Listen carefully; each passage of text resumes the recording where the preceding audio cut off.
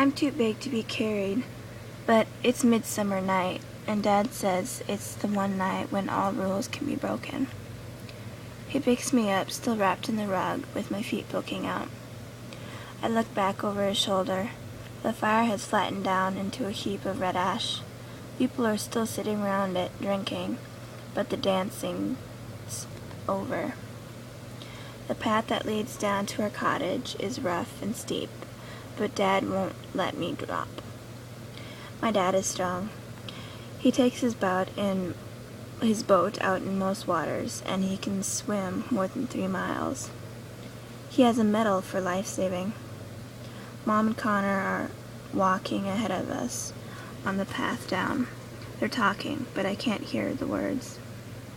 I put my arm around Dad's neck and hold on tight, partly because the path is rough and partly because I love him.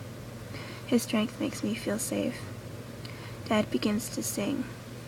He sings "Oh Peggy Gordon," and his voice rises up loud and sweet into the summer night.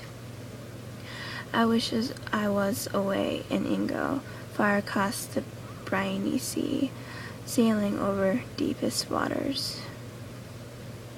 I love it when Dad sings. He has a great voice, and people used to say that he should be in the church choir, but Dad only laughs at that. I'd rather sing in the open air, he says. It's true that when he's working in our garden, people lean against our wall to listen to him. Dad likes singing in the pub as well. Mom, Dad, me, and Connor. All of us going home safe on a summer night. I always think that our family is made up of 2 halves.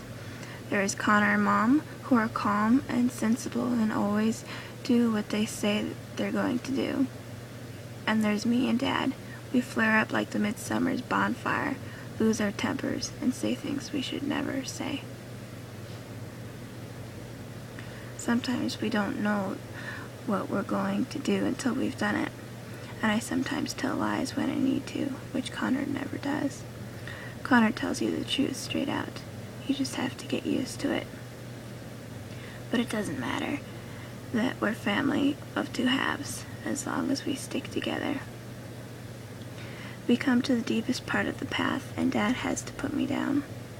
Westward over the sea, there is still a bit of light, like the ghost of a sunset, or maybe the ghost of the moon rising. The sea stretches out, dark in the distance.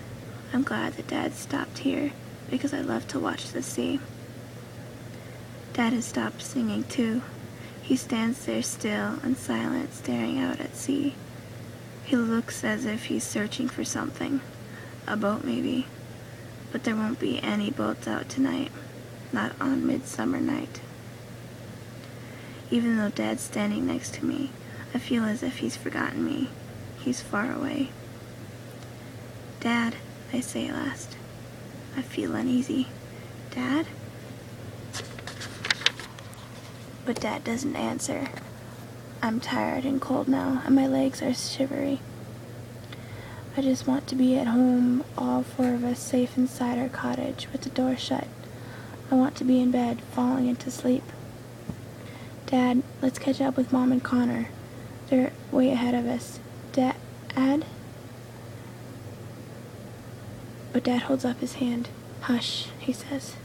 Listen. I listen. I hear an owl hunting.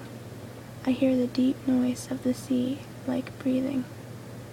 On a calm night, you have to listen for it, but it's there all the time. You would only hear silence if the world ended and the sea stopped moving. As soon as this thought comes into my mind, the uneasy feeling gets stronger. I don't like this. I'm afraid. Listen, says Dad. The way he says it makes my skin prickle with fear. What, Dad? I say sharply. What are you listening to? Can't you hear it? What? But Dad still doesn't answer. He stares out to sea a little longer, and then he shakes himself as if he needs to wake up. Time to go, Safi. It's too dark for me to see Dad's face clearly, but his voice is normal again. He swings me back into his arms. Let's be getting you home. By the time we reach our cottage, Mom has already set Connor upstairs to bed. Go on up now, Safi, says Dad. He stretches and yawns, but his eyes are brilliant and wide awake. I notice that he's left the door ajar as if he's planning to go back outside. The front door to our cottage comes straight into our living room, and then you go through the back to the kitchen. Mom's in the kitchen, clattering plates. I'm away down to the shore, he calls to her. I can't settle to sleep yet. Mom emerges from the kitchen, blinking with tiredness. What? At this time of night? It's a wonderful night, says Dad. The longest day and the shortest night.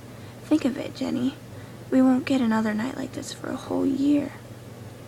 You'll break your neck on the rocks out of these nights. But we all know he won't. Dad knows his way too well.